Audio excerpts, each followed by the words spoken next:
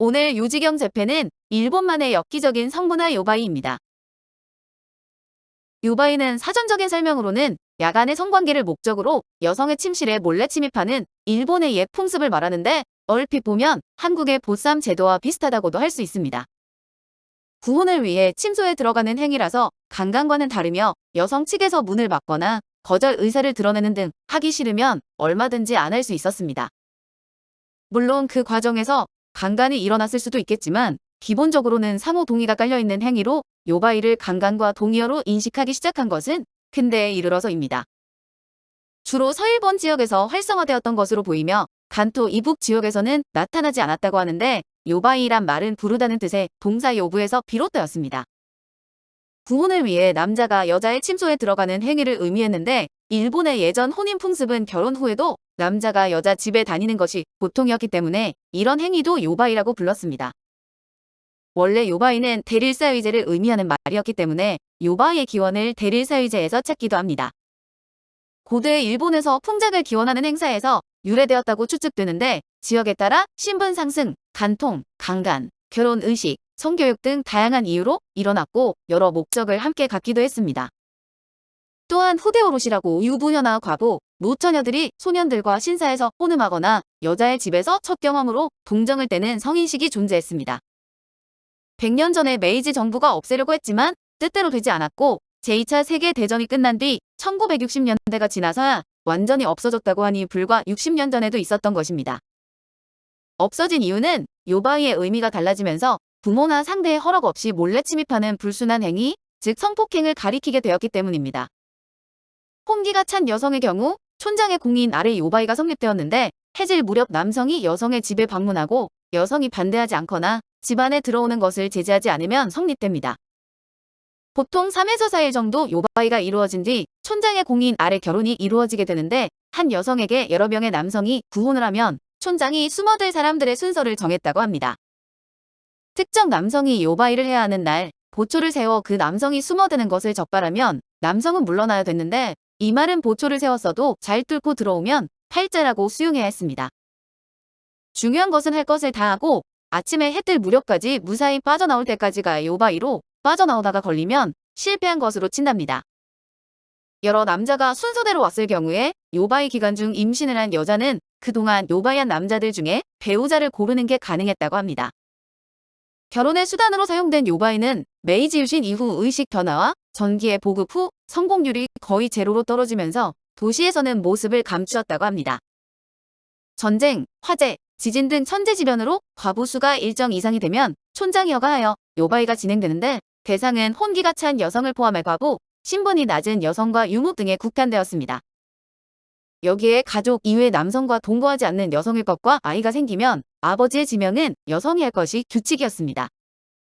노동력을 생산하기 위해 혼음을 허가하는 요바이의 경우는 이런 규칙이 엄격히 적용되었지만 그렇지 않은 경우는 여성의 거부권의 존재 여부를 부정적으로 보는 시선이 많았습니다.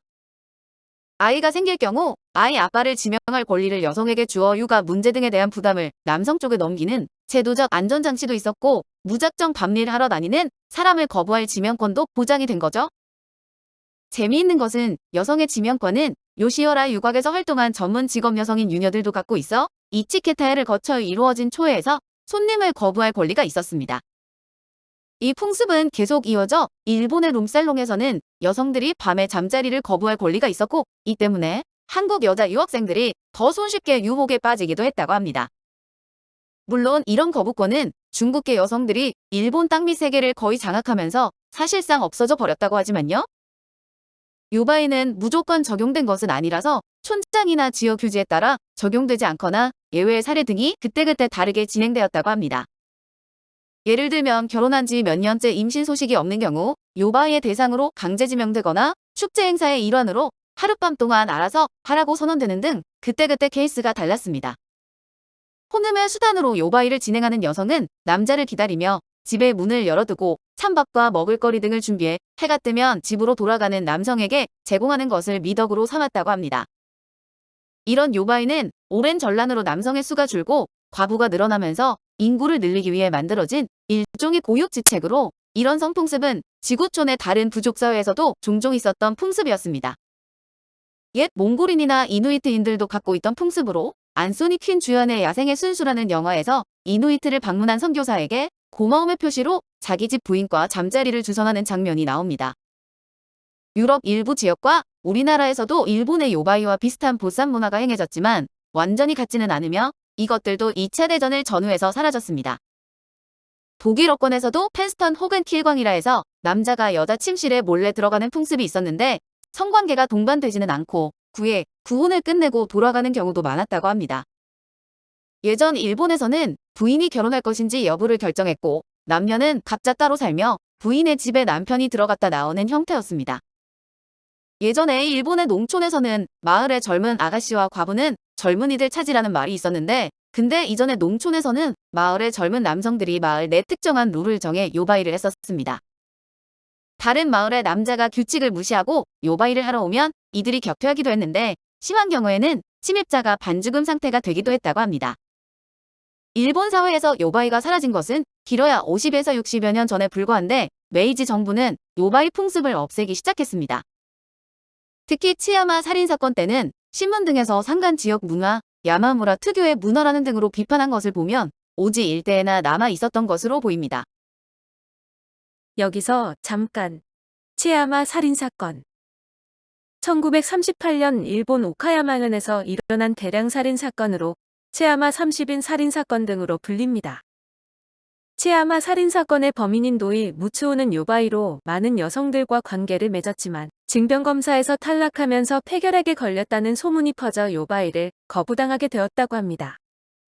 도이는 징병신체 검사를 받기 전까지는 학교에 다니면서 성적도 괜찮았고 사회성이 있었으며 근방의 여자들하고 이런저런 관계를 갖기도 했답니다.